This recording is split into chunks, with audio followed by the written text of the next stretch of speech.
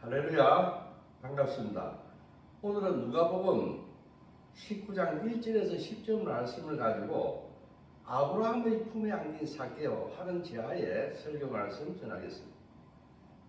오늘 로마의 속국이었던 유대 땅 여리고의 세례장이요, 또 부자였던 삭개오를 통해서 우리도 그처럼 창의적인 믿음으로 구원받기를 원하면서 오늘 삭개오의 이야기를 통해서 은혜를 나누기를 원합니다. 우선 삭개오라고 하는 이름이 재미있어요. 삭개오라고 하는 것은 히브리어에서 자카이에서 유래됐어요. 이름의 뜻은 순진하거나 어렵다 하는 이런 뜻을 가지고 있습니다. 여러분들 참으로 이 놀랍지 않습니까? 우리가 알기로는 삭개오 하면은 아주 죄인으로 알고 있었는데 이 삭개오라고 하는 이름의 뜻은 순진하고 어렵다고 하는 그런 이름을 가지고 있다고 하는 것입니다. 삭개오는 그 이름과 걸맞지 않게 자기의 동족들로부터 비난을 받는 세리장이었고 부자였다 하는 것을 알 수가 있습니다. 로마는 정복국을 다스리는데 한 세 가지 방법을 사용한 것으로 알려져 있습니다.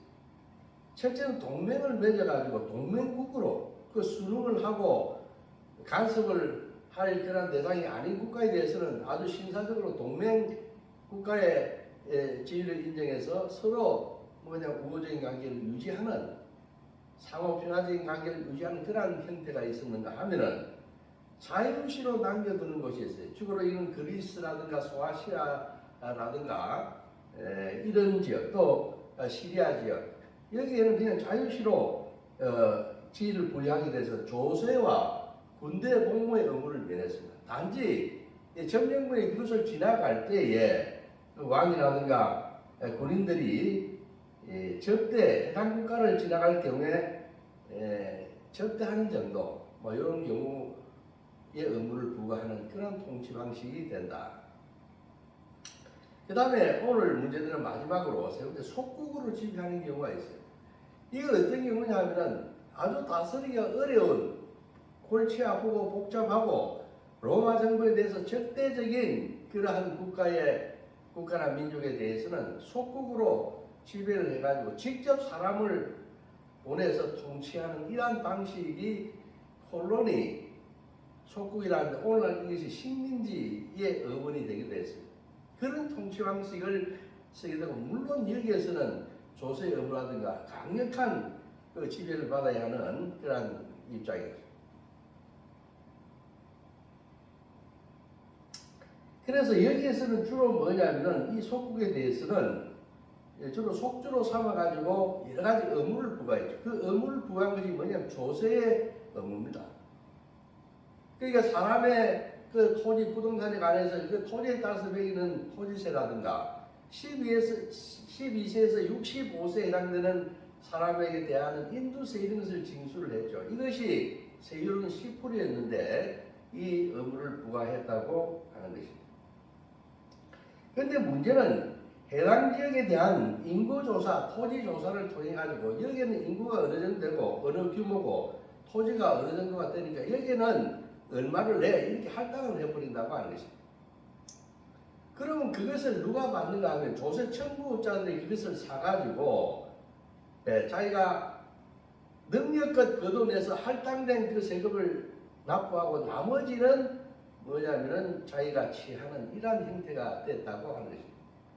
그러면 생각해 보십시오. 이 할당이 되어 있기 때문에 아들의 세수가 잘 이렇게 거치지 않는다고 하면은 사람을 봐가면서 조금 순하거나 또는 좀 있거나 이런 사람들에 대해서는 아주 고율의 세금을 부과해가지고 그 액을 갖다 충당하고 자기도 먹고 살 만큼 이렇게 해 나가야 되는 이러한 그 방법론상의 문제가 늘 존재했다고 하는 거죠. 할당된 양을 채워야 돼요.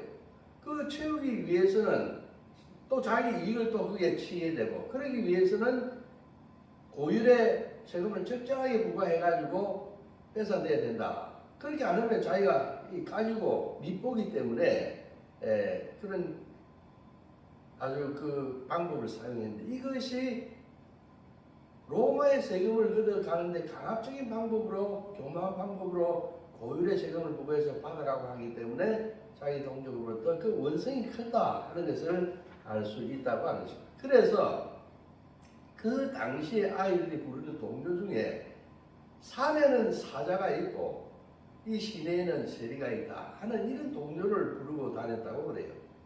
이 무슨 말이냐? 그만큼 이 세리들의 행포가 심했다 하는 것을 알 수 있다고 하는 것입니다. 그래서 그 폐해가 얼마나 심했던가 하면은 BC 47년에 이 가이사르는 아시아 지역에서 이 속죄에서 조세 청부업자들을 없애버리고 이 국가나 또 뭐냐 도시 공동체나 어떤 그 속주 전체에서 공무원들로 인해 가지고 조세를 징수하는 조세 청부업자를 사가지고 돈 내기로 이렇게 할당하는 것이 아니라 국가 제도로 해가지고 자치방 정부가 공무원들 동원 해가지고 조세를 징수하도록 그렇게 이 조세 징수 시스템을 바꿀 정도로 이 문제가 있었다고 하는 것을 스스로 인정하는 것입니다. 사개오는 이런 방법으로 부자가 되었지만은 그는 욕을 많이 얻어먹었어요. 돈을 많이 벌고 축제를 했지만은 그것은 욕을 얻어먹고 죄인이라고 하는 말을 듣고 그 수모를 겪으면서 그렇게 돈을 끌고 모았다고 하는 것입니다. 물론 부자들은 옛날이나 지금이나 다 이 돈을 벌기 위해서는 욕을 얻어먹고 남이 안 하는 짓을 해야 되고 상도덕을 때로는 깨야 하고 도덕적인 그런 것들은 웃음치며 위반할 수 있고 이런 것들이 부자들인 것입니다. 그래서 부자들이 천국에 가는 것은 낙타가 빵을 끼고 들어가는 것과 같다. 이런 이야기가 나올 수 있다고 하는 것입니다. 당시 여리고는 어떤 도시였는가 하면 여리고는 발삼 나무가 종려 나무가 아주 많은 곳으로 유명했습니다. 그리고 이 여리고는 주로 예루살렘이라든가 또 요바라든가 또 요단강 동쪽 지역에서 중요한 무역과 교통의 요지였습니다. 그렇기 때문에 이런 곳에서 세리장을 했으니 당연히 많은 재산을 세수 역시 엄청났을 것이고 돈을 많이 모았다고 하는 것을 알 수가 있는 것입니다. 그러나 돈이 많다고 해서 인생의 모든 문제가 해결되는 것은 아닙니다. 돈이 많다고 하면 그만큼 고민도 많은 것입니다. 그만큼 욕심도 많은 것이고 하고 싶은 것도 많고 일반 사람과 다르다 하는 것을 알 수가 있습니다. 우리는 오늘 이러한 사개를 통해서 우리의 신앙의 그 상태를 점검해보고자 합니다. 이 변화된 사개요, 그것을 기준으로 우리는 사개를 배워야 한다고 합니다. 첫째는 뭐냐면 영혼의 아픔이 있어야 한다고 하는 것입니다. 사개는 부자이지만 채워지지 않는 그 무언가의 갈등이 존재했다고 하는 것입니다. 배척받는 직업이었습니다. 사람들로 무시당하고 수군거렸고 또 동족에게 적극적인 로마 정부를 대신해가지고 고리의 세금을 떼어내야 하는 그 직업적인 고충이 있었습니다. 여러분도 살아가면서 부족한 영혼의 갈등을 느끼는 경우가 많이 있을 거예요. 영혼의 아픔이 많을수록 하나님을 만날 가능성이 많습니다. 은혜 받을 가능성이 많다고 하는 것을 알아요. 배부른 돼지는 아무런 고민이 없어요. 배불리 먹고 고민하지 않고 있다가 나중에 아침에 생일상에 올라오는 것입니다. 기독교는 돈 많은 자들, 학벌이 높은 학사, 석사, 박사 이러한 사람들을 위한 종교가 아니에요. 주님께서는 이처럼 영혼이 흔들림과 번민 속에서 위로를 필요로 하는 사람들을 찾아오시는 분이에요. 아멘입니까? 하나님의 제사는 상한 심령이라고 하지 않으셨습니까? 주님께서 말씀하셨습니다. 사개오야, 오늘 내가 내 집에 유숙해야겠다. 누가복음 19장 5절 오늘 본문 말씀입니다. 하나님은 이런 사람들에게 찾아 들어가시기를 원하십니다. 여러분도 내가 이렇게 사는 것이 그리스도인으로서의 올바른 삶인가 하는 것을 끊임없이 반성하며 영혼의 갈등과 아픔을 가져야 할 줄로 믿습니다. 이런 아픔이 있을수록 온전해질 수 있고 이런 아픔이 있을수록 바른 길을 갈 수가 있기 때문입니다. 아픔은 고통으로 끝나는 것이 아니라 또 다른 축복의 이름이라고 하는 것을 여러분들 잘 알기 때문입니다. 여러분들 많이 고통을 하십시오. 괴로워하십시오. 올바른 방향을 위해서 그것을 염두에 두면서 많이 괴로워하고 고통하는 것은 그것은 진전하는 증거인 것입니다. 발전하는 증거라고 하는 것을 우리는 알 수가 있어요. 두 번째, 오늘 사개를 통해서 주님을 향한 갈망을 가져야 된다 하는 것을 알 수가 있습니다. 사개는 자기의 목마름 허무한 삶을 가치 있게 만들어줄 그 무엇을 간절하게 찾고 있었습니다. 그 와중에 예수에 관한 이야기를 들었죠.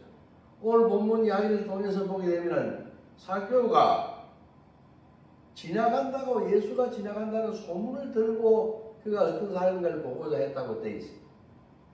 그렇기 때문에 이 사개오가 예수를 직접 만났거나 예수를 따라다녔거나 하는 이런 삶을 해한 사람이 아닙니다. 그냥 이 소문으로 예수가 사람들을 구원하고 온갖 병들을 다 고치고 하는 능력이 있는 분이라고 하는 것을 알고 이 자기의 갈증 문제도 자기 인생 이 괴로운 문제도 해결해 줄 수 있지 않을까 하는 그런 강한 열망을 가졌다고 하는 것입니다. 그래서 우리는 주님을 향한 갈망을 가져야 된다 하는 것을 알 수가 있어요.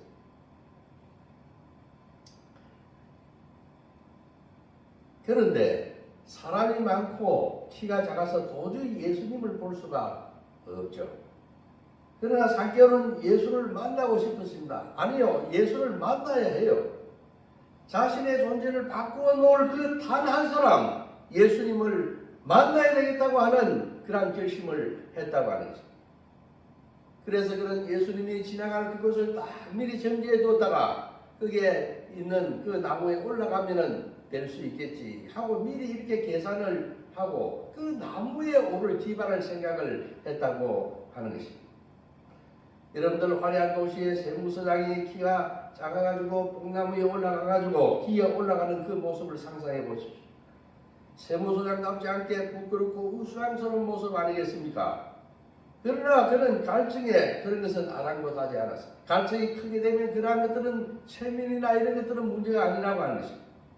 여기에 사개오가 구원받은 창의적인 믿음이 있습니다. 얼마나 창의적입니까?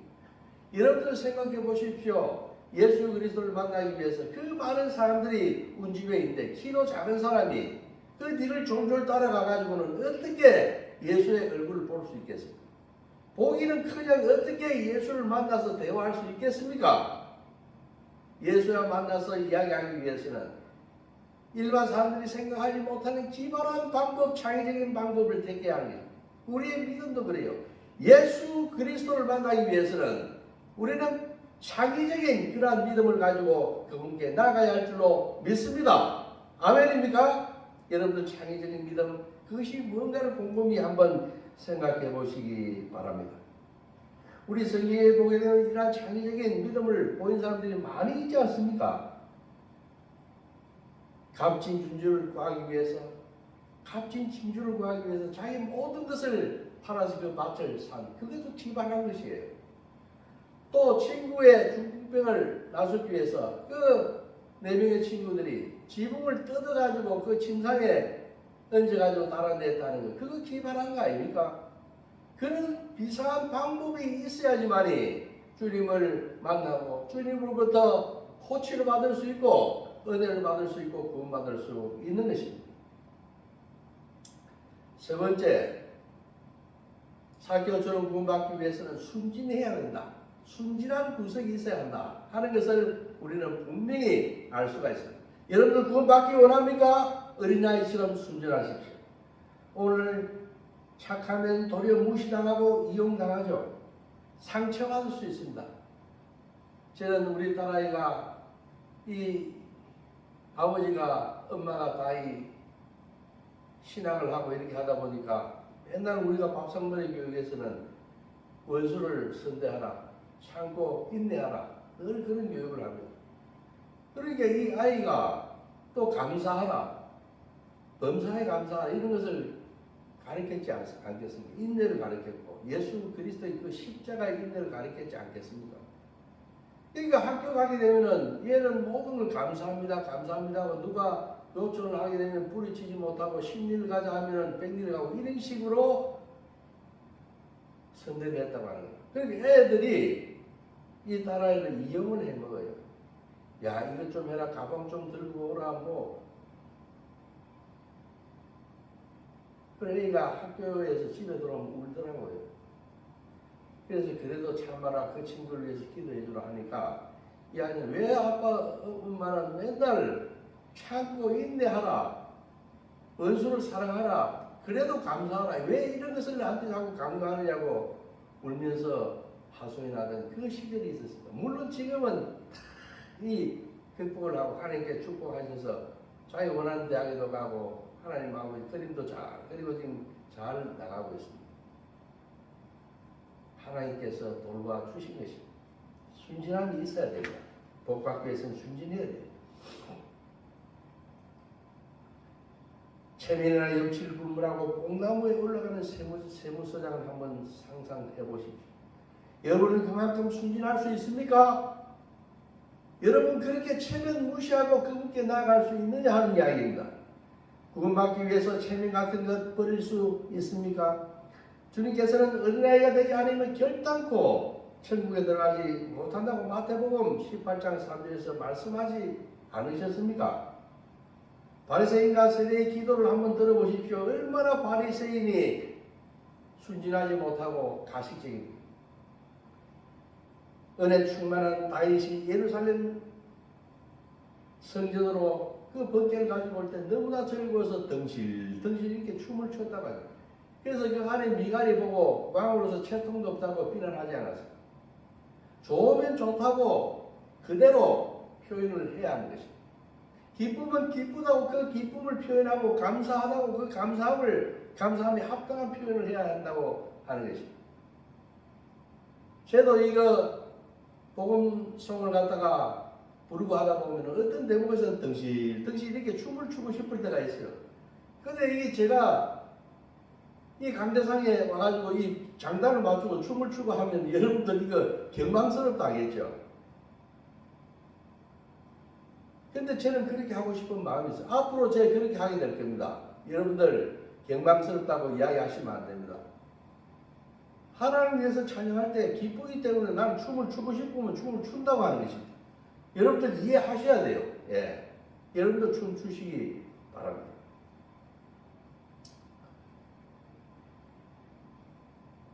오늘날 육에 속한 신자들은 흔히 이렇게 은혜 받고 소리 부르고 기도하고 방언하고 손뼉 치고 성령 춤을 치고 막 이렇게 하면은 저 경망스럽고 저 신앙 좀 이상한 신앙이다. 저 2단 아니가 3단 아니가 이렇게 이야기를 합니다. 그것이 오히려 잘못돼요. 그래서 그 사람을 갖다가 쫓아내버리고 교회에서 그리고 자기들끼리 또 생활하고 그런 곳에는 은혜가 없습니다. 그런 교회는 발전이 없는 것입니다. 잘못된 것이에요. 기쁨은 기쁘다고 순진하게 이것을 표현할 수 있는 감사하면 감사함을 표현할 수 있는 여러분들이 되시기를 주님의 이름으로 축원합니다. 자, 네 번째 우리가 사개오한테 배워야 될 것은 철저한 해결을 해야 한다. 철저한 해결을 해야 한다 하는 것을 알 수가 있어요. 오늘 본문 8절에서 볼 때 돈만 알던 사개오가 파격적인 제안을 하죠. 주님, 내가 내 재산의 절반을 가난한 자에게 내놓고 누구한테 속여 빼앗은 것이 있으면은 4배를 변상하겠다고. 모세 율법에 보게 되면은 남의 것을 취하게 되면은 속여 빼앗고 하게 되면은 2배만 변상해 주면 되는 거예요. 그런데 오늘날 이 사개오는 4배를 변상하겠다. 이 4배씩이나 주겠다고 하는 거죠. 그런데 그가 속여 빼앗지 않은 것이 어디 있습니까? 그 할당량을 채우기 위해서 다 속여 빼앗았을 거 아닙니까? 그렇기 때문에 사실상 재산의 절반을 내놓고 또 나머지 절반을 갖다가 4배씩 배상한다면 그 모든 것을 다 줬다고도 저는 그런 생각이 들어요. 그러면 어떻습니까? 자기 구원 받았는데요. 그분 만나서 오늘 내가 내 집에 유하야겠다. 내가 아브라함의 자손이다. 이 구원 받았는데 그를 어떤 은혜가 있느냐. 이렇게 은혜가 크면은 그 감사함도 파격적으로 감사할 수밖에 없는 것입니다. 300데나리온 되는 그 향유를 예수님의 발에 부은 그 마리아, 그 은혜를 얼마나 받았으면, 은혜가 크면은 죄인일수록 은혜 받게 되면 그 감사도 파격적이다. 이런 파격적인 회개를 할 수 있는 여러분들 되시기를 주님의 이름으로 축원합니다. 그런데 우리나라 사람들은 회는 잘 하는데 걔는 안 한다고요. 뉘우치고 잘못했다고는 하는데 이 뉘우치면은 고쳐야 되지 않습니까? 근데 그 고치는 일을 하지 않는다고 하는 것입니다. 종업원이 저번에 그 주인의 돈을 설정했다 하면은 그것을 주인에게 이야기를 하고 그 돈을 변상해 줘야지만이 그거는 진정한 회개가 되는 것입니다. 도서관에서 책을 빌려와가지고 훔쳐와가지고 자기 책꽂이에 꼽아도 그것을 보면서 내가 잘못했는데 주여 앞으로 이런 일 안 하게 해주세요. 그렇게 하면 그건 되지 않아요. 그것을 도서관에 찾아가서 사실상 이야기를 하고 반납해야 하는 것입니다. 그래 해야 회개가 되는 거예요. 그러한 행동이 다르지 않는 것이 우리나라 믿는 신자들의 말인 것입니다. 그래서 말과 행동이 틀리기 때문에 너나 잘해하고 이렇게 비판을 받는다고 하는 것이에요. 왜 뉘우치는데 그 뉘우침에 합당한 그런 고치는 행동이 없느냐? 그것은 진정하게 뉘우치지 못했기 때문에 진정하게 뉘우치게 되면은 바로 회개해버리는 거죠. 그리고 여러분들 이 회개라고 하는 것은 즉시 지금 바로 여기서 해야 되는 것입니다. 회개는 미루어서는 되지 않습니다. 내가 일주일 뒤에 회개하겠다. 다음 달부터 하겠다. 이것은 진정한 회개가 아니에요. 잘못을 뉘우치게 되면 바로 회개를 할 때 그곳에 주님의 은혜가 주님의 구원이 임하는 것입니다. 아멘입니까? 폴 딜리가 뭐랬습니까? 이터널 나우, 영원한 지금이라는 이런 이야기를 했는데 그것이 생각이 나요. 우리가 지금 오늘 지금 이 순간에 잘못했던 것을 바로 뉘우치고 지금 now 지금 바로 회개할 때 우리는 영혼과 맞닿아 있는 영원히 저 천국에 가서 구원받아서 아브라함 품에 있을 줄로 믿습니다. 영원한 지금 우리는 그것을 깨닫고 바로 지금 잘못을 알았다면 그것을 회개해야 될 줄로 믿습니다. 아멘입니까? 여러분도 즉시 바로 회개한 오늘 이 4개월을 통하여서 여러분들의 믿음을 점검하고 바른 그 회개 실천을 통해서 구원받는 여러분들이 되기를 주님의 이름으로 축원드립니다. 기도하겠습니다. 하나님 아버지 감사합니다.